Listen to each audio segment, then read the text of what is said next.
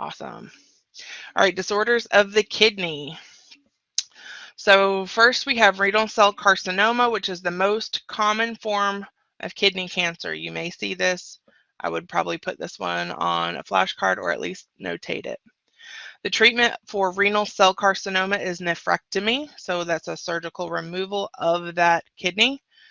Wilms tumor is also called a nephroblastoma and usually affects children between the ages of 3 and 8. Thank you for letting me know. Let's see. Wilms tumor is treated with surgery and chemotherapy.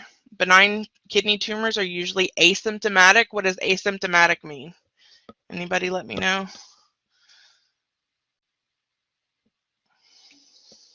No symptoms. Very good. So ick in this case would be pertaining to a no, not without symptoms. So signs and symptoms.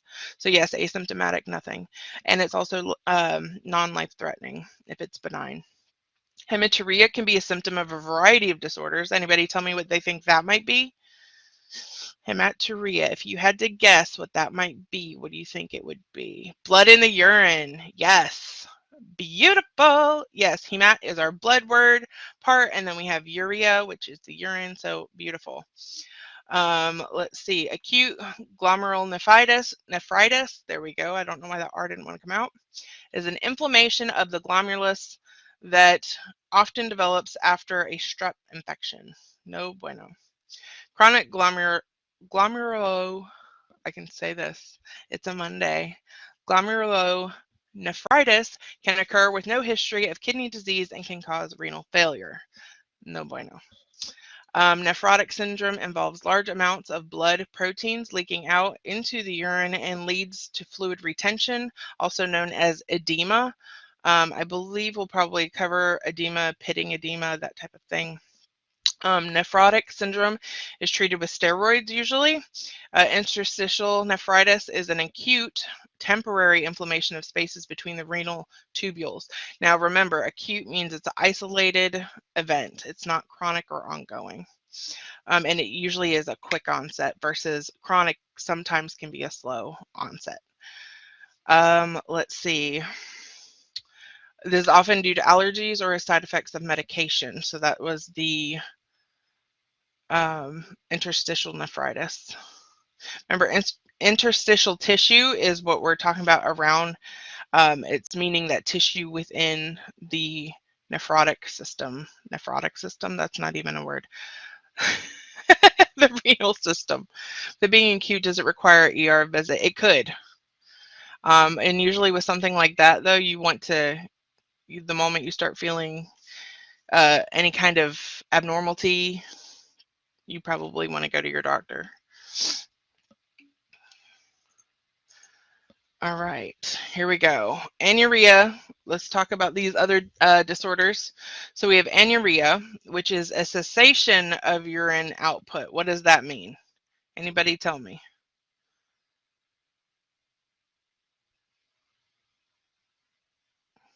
If you just look at the term, what would you think? Anuria. What do you think is happening?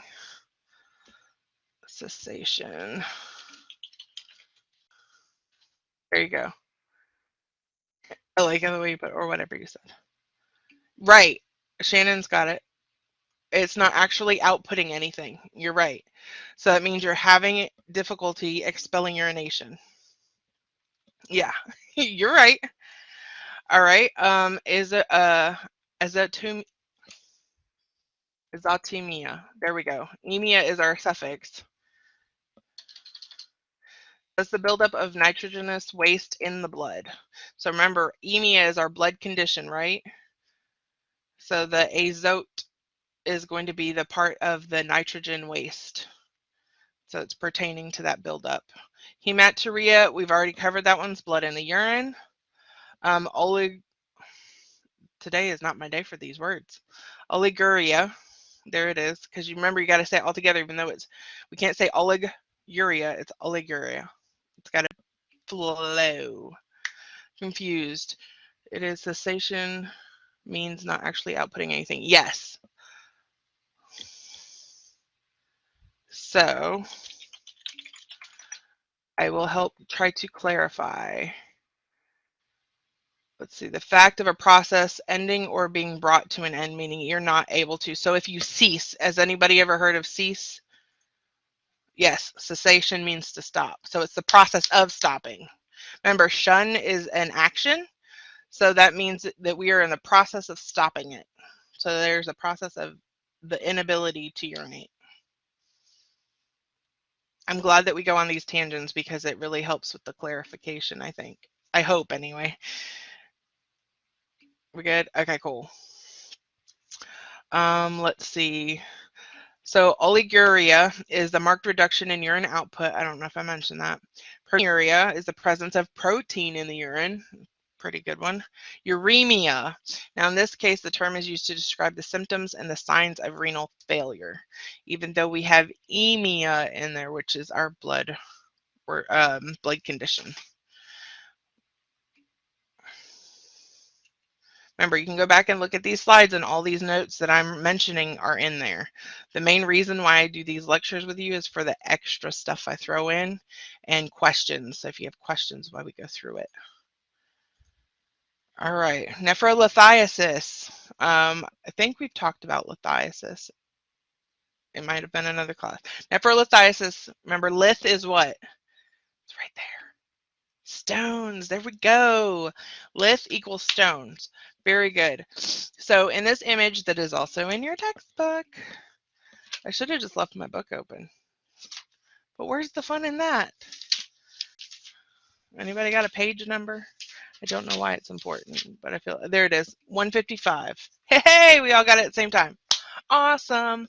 So the presence of a kidney stone is nephrolithiasis. The stone, also known as a calculi, so it can be, if you're talking about just the stone, we wouldn't say a lith, we would say the calculi, begin in the pelvis of the kidney as a tiny grain of undissolved material, often calcium oxalate, which means your body's not breaking it down, it's calcified, it's hardened. As urine flows out of the kidney, this material is left behind. Over time, more material is deposited and a stone is formed. Most stones enter the ureter while small enough to simply pass through into the bladder and moved out of the body in urine. However, hydronephrosis occurs when a stone is lodged in the ureters. It's blocking the flow of urine, and because of the backup flow of pressure, it causes the renal pelvis to dilate, which we know is getting larger. So as you can see, this section right up here, it's getting larger because that's where the stone has basically lodged itself. Here's one trying to pass through, and here it is moving into the urinary bladder. Fabulous. Yes. Okay, disorders of the urinary bladder and urethra. Yeah, sounds painful, right? It's very painful. So urinary tract infections occur when bacteria, often E. coli, invade the urinary tract through the urethra. Diagnosis of urinary tract infections is made through urine analysis. Treatment of a urinary tract infection is with antibiotics. Urinary incontinence is the loss of bladder control. So anytime anything's incontinent, they're not able to control it. 4 types of urinary incontinence are stress incontinence, urge incontinence, overflow incontinence, and functional incontinence. So urinary retention is the abnormal involuntary holding of urine in the bladder. So the person is trying to urinate, however, urinary retention is not enabling them to fully eliminate their bladder. Urinary retention can occur due to an obstruction, neurological problems, or as a side effect of medicine. That's why it's important to read those pamphlets that come with your medicine, a long list of side effects. And a lot of times you can drill it down to what you've read from one of your medicines, and you might be able to figure out which one it is. Bladder cancer is more common in men than in women, and most common type of bladder cancer is transitional cell carcinoma. I don't know if we talked about that. And I believe that's in your book as well. Yes, on page 156, it tells you right there the most common form. So if you wanted to highlight it, you could. All right, let's keep it going. Diagnostic procedures and pharmacology. There we go. Doesn't anybody have a pool? It looks like one of your pool kits, right? Urine analysis. Woohoo! Is the diagnostic analysis of urine. Urine analysis is used to diagnose UTIs, screen for disorders in other body systems, and diagnose disorders in other body systems. Wow, that's so you're screening and it allows you to diagnose. There we go. We'll just put it that way. Routine urine analysis involves visual inspection and the use of a urine dipstick, which is what is pictured here. Let's see. So we'd use it to compare the urine dipstick against the color chart. Review for routine urine analysis from a laboratory can also be included. Microscopic urine analysis involves visual inspection of a sample of urine sediment using a microscope. Beautiful, darling. All right, diagnostic procedures. So let's see.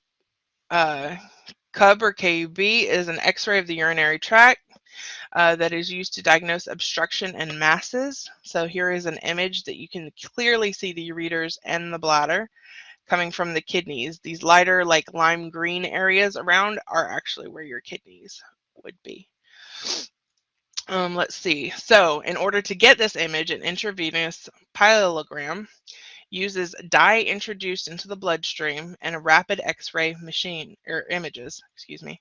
Retrograde pyelogram uses a dye introduced through urinary catheter to locate calculi and either obstructions in the ureters. So it will basically show up very well. Avoiding cystourethograms uses dye introduced into the urinary bladder. Remember, cyst is basically your word for that bladder, and X-ray during the urination process. Computed tomography, which we know as a CT, is used to show a cross section of the kidneys and bladder. So remember, a CT scan kind of goes like this down your body, and it's usually cranial caudal, so it goes from the top downward, and you will get those different sliced cross sections. And then we have magnetic resonance imaging, which we also know as MRI, is used to show cross sections of the urinary tract. And then we have ultrasound waves to show the kidneys.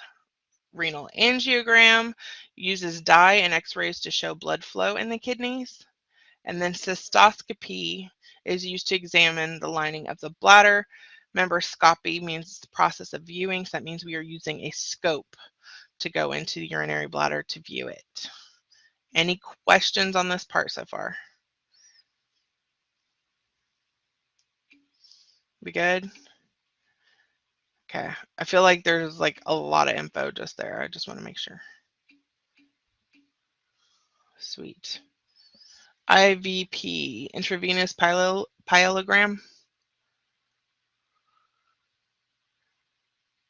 Should be up here. I just double clicked. It's right here at the top under CUB. Pyelogram. Okay, so if we look at, break it down. How are you going to break down?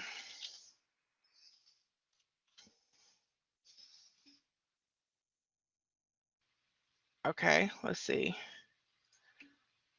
Where did you go? There you are. Basically, yes. So, well, pyo is our combining form. Gram is our suffix, so we're taking a picture. Well, actually, it's a picture of, because a graph is what's used to take a picture. Graphy is the process of taking the picture. Gram is the actual image. Think of like Instagram. That's what I use to remember the picture part. Pyelo is your word part for pelvis. Remember, you don't just have your pelvis like your bones pelvis, but you have your renal pelvis. So that's what we're looking at. That's what they mean by intravenous. Remember, we had to inject some dye in here? Yeah. So that dye now is what we're able to see in this image, and it really like makes it stand out. So it's not so hard to see. Sweet. Good questions. All right, we good? Maybe.